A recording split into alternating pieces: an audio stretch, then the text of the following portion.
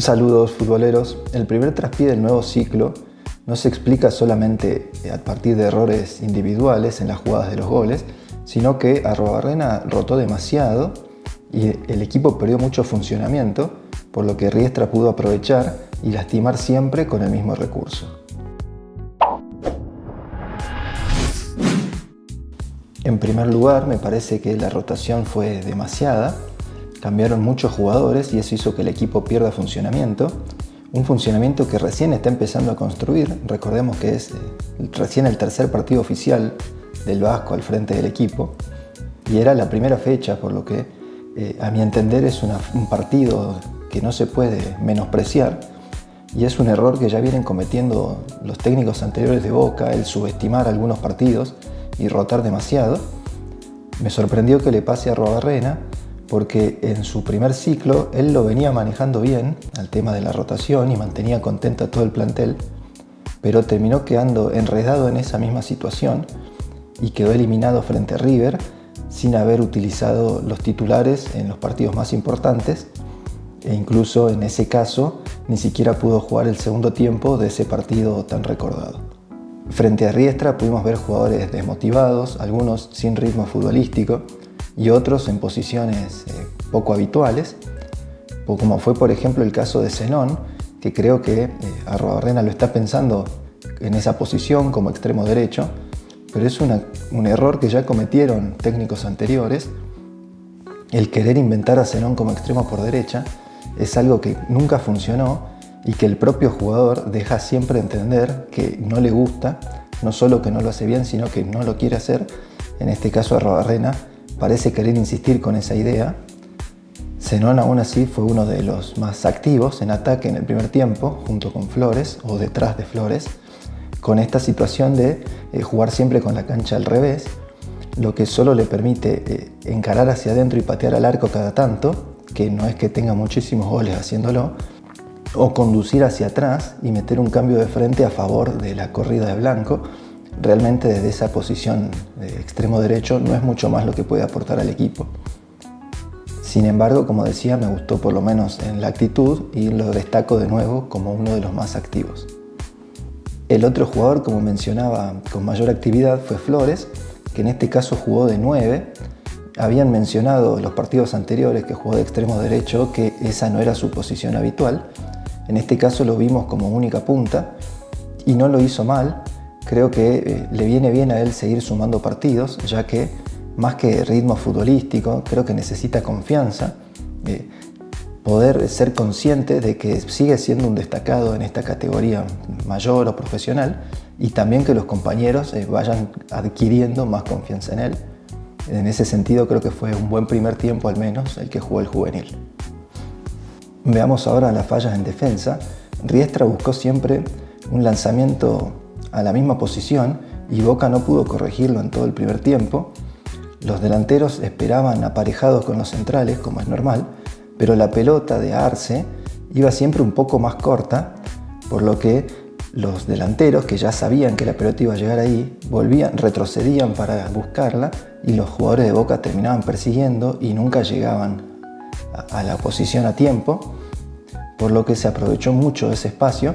Es decir, los lanzamientos no iban a la posición de los delanteros contra los centrales, sino más a donde podría estar el 5 de Boca, que como todos sabemos era el jugador más bajo de la cancha. Esto se vio en varias situaciones.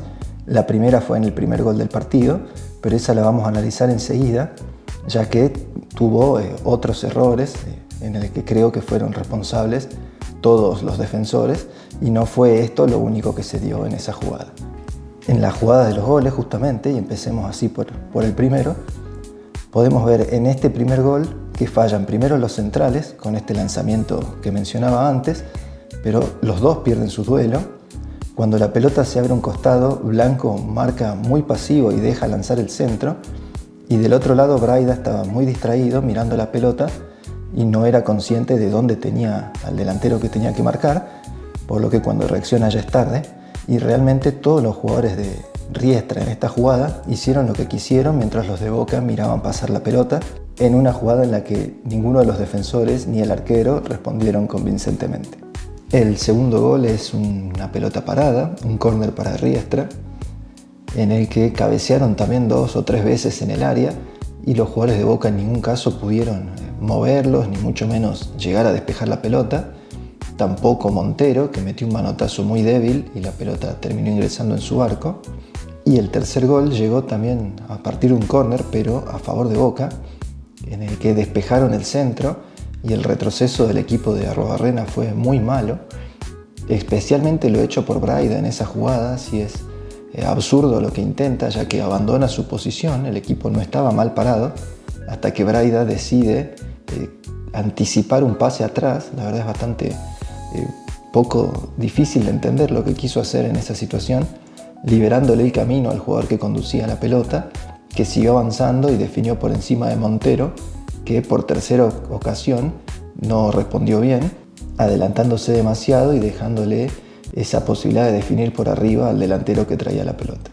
Vale mencionar también, ya que hace tan solo un video dije que me parecía un buen arquero, que en este caso Montero respondió muy mal en los 3 goles y es responsable quizás en todos ellos.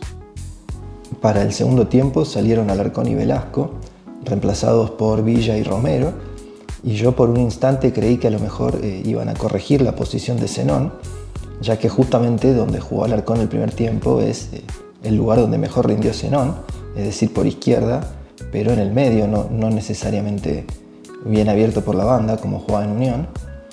Pero bueno, no fue eso lo que sucedió, hubo una modificación de sistema, pasó del 4-3-3 al 4-2-3-1, con Ascasíbar y Delgado en la base, Zenón todavía por derecha y Romero por detrás del delantero, que era Flores.